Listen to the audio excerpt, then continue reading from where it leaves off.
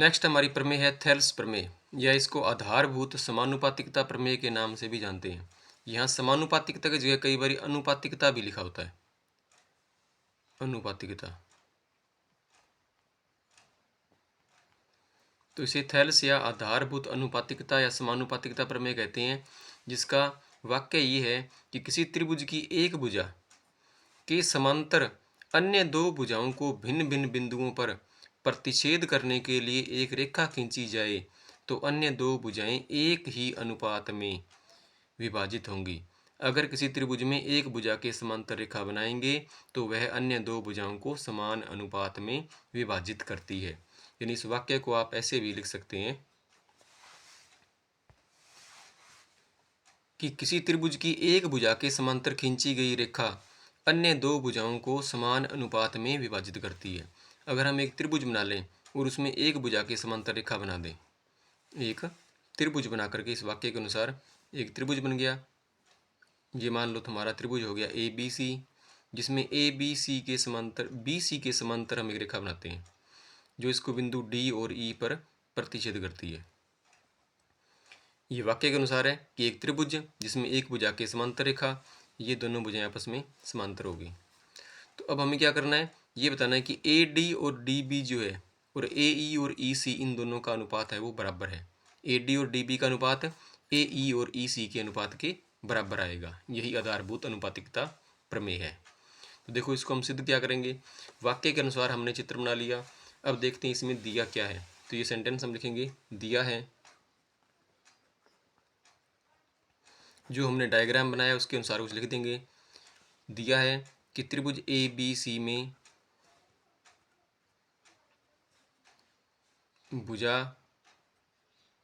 B C के समांतर रेखा D E है। यानी इसके अंदर जो डी ई है वो समांतर है बी सी के। इसके अलावा कुछ नहीं दिया हुआ। अब आप देखिए इसमें हमें सिद्ध क्या करना है।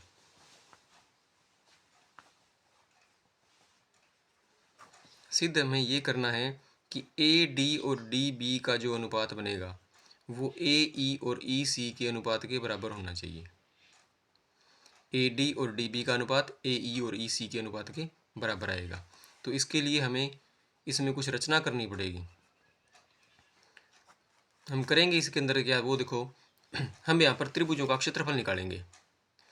ए डी भुजा जो है, ए डी भुजा त्रिभुज ए डी ई में आ रही है, तो हम यहाँ पर ए डी ई त्रिभुज का क्षेत्रफल निकाल लेंगे।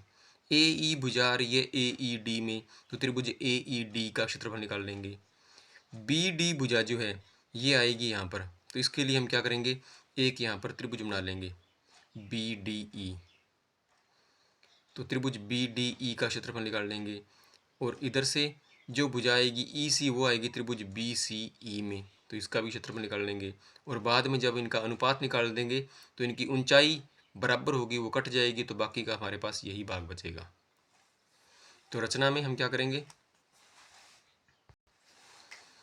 बी ई और सी डी को मिलाया, बी ई व सी डी को मिलाया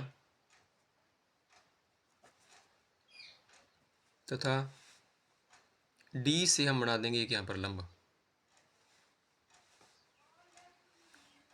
डी एम, डी एम लंबवत ए ई,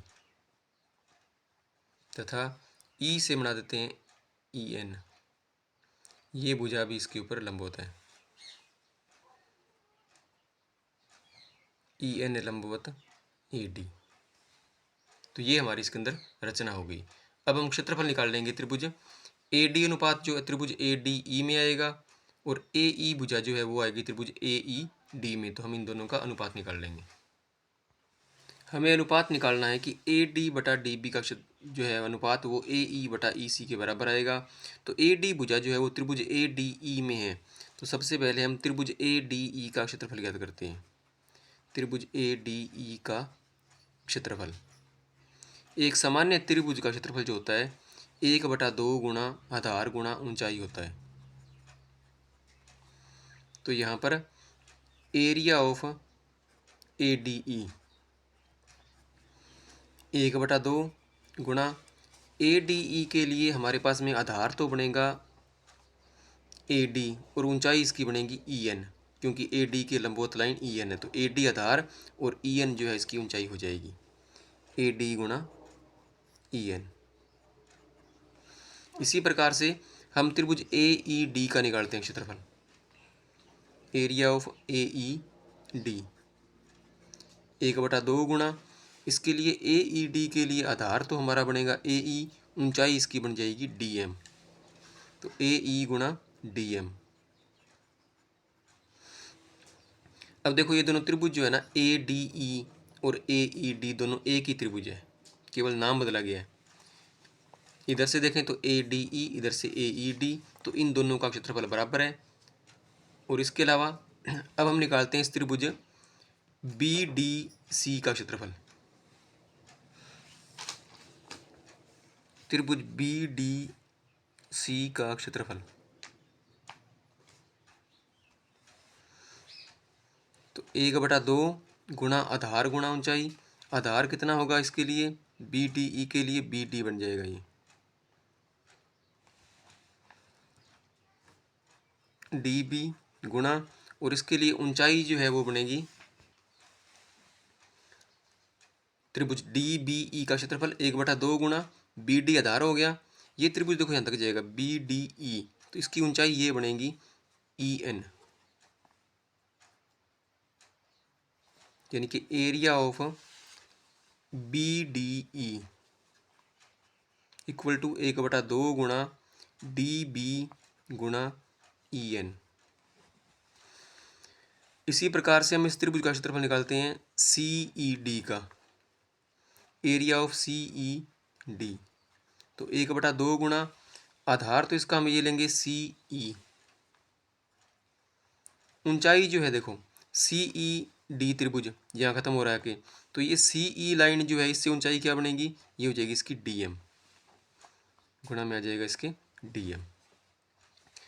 अब ये हमने इन दोनों त्रिभुजों का क्षेत्रफल निकाल लिया, वैसे हमने 2 ऊपर निकाली, 2 ये 4 हो गए। हमें इन चारों त्रिभुजों के क्षेत्रफल का अनुपात निकालना है। अनुपात तो हम निकाल सकते हैं, लेकिन अनुपात बराबर कब आएगा, जब त्रिभुजों का क्षेत्रफल बराबर होगा। तो ये दोनों त्रिभुज जो है ना, त्रिभुज ए डी ई और त्रिभुज ए ई डी, ये दोनों का क्षेत्रफल बराबर है, क्योंकि ये एक ही त्रिभुज के क्षेत्रफल है। Area of A D E equal to area of A E D, कारण एक ही त्रिभुज का क्षेत्रफल है ये।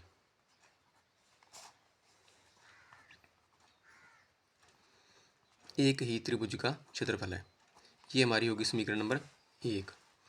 और ये दोनों त्रिभुज जो दूसरे बन गए हमारे पास में बी डी ई और सी ई डी, क्या इन दोनों का क्षेत्रफल बराबर है, बी डी ई और सी ई डी। ये त्रिभुज है बी डी ई और ये इधर वाला सी ई डी, इन दोनों के क्षेत्रफल बराबर हैं। कारण क्योंकि ये दोनों, एक रूल होता है कि अगर किसी चतुर्भुज की 2 भुजाएं समांतर हो या 2 समांतर भुजाओं के मध्य बनने वाले उभयनिष्ठ आधार वाले त्रिभुज के क्षेत्रफल बराबर होते हैं। तो ये दोनों त्रिभुज जो हैं, इन दोनों में देखो बी डी ई में डी ई लाइन आ रही है और इस सी ई डी में भी डी ई लाइन आ रही है, लेकिन ये दोनों त्रिभुज जो है इनकी ऊंचाई यहाँ सी तक और यहाँ ई तक आ रही है, और ये दोनों लाइनें क्या है, समांतर। यानी ये त्रिभुज बी डी ई और सी ई डी जो है वो डी ई और बी ई समांतर लाइनों के मध्य बने हुए हैं। उभयनिष्ठ आधार इनका डी ई है। एक ही आधार और उभयनिष्ठ आधार और एक ही समांतर रेखाओं के मध्य बनने वाले त्रिभुजों के क्षेत्रफल बराबर होते हैं। तो ये त्रिभुज बी डी ई और सी ई डी का क्षेत्रफल भी बराबर आएगा। Area of B D E बराबर area of C E D, कारण एक ही आधार व एक ही समांतर रेखा युग्म के मध्य बनने वाले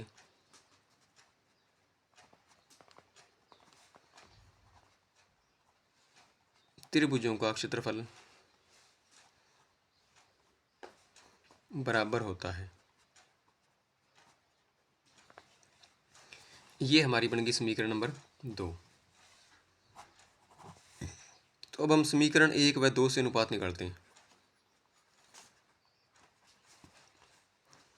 समीकरण 1 में समीकरण 2 का भाग कर देंगे, तो area of A D E बराबर area of A E D बटा में area of B D E और इसके बटा में आ जाएगा area of C E D.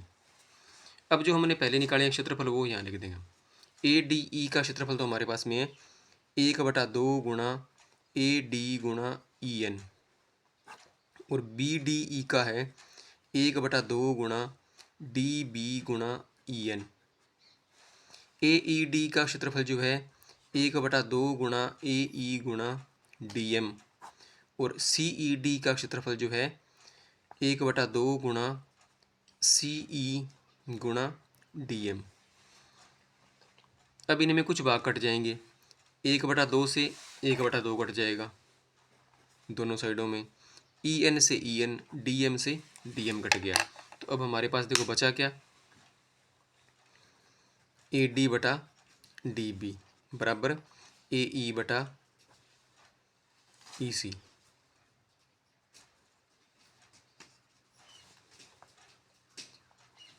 यही हमें सिद्ध करना था। तो ये हमारी थेल्स प्रमेय, जिसके अनुसार अगर किसी त्रिभुज में एक भुजा की समांतर रेखा बनाएं तो वह अन्य दो भुजाओं को समान अनुपात में विभाजित करती है। तो यहाँ पर ये जो हमारा त्रिभुज था ए बी सी, जिसमें डी ई भुजा बी सी के समांतर है, इसलिए ए डी और डी बी का अनुपात ए ई और ई सी के अनुपात के बराबर आ गया। अगर आप चैनल पर नए हैं तो चैनल को सब्सक्राइब कीजिए। धन्यवाद।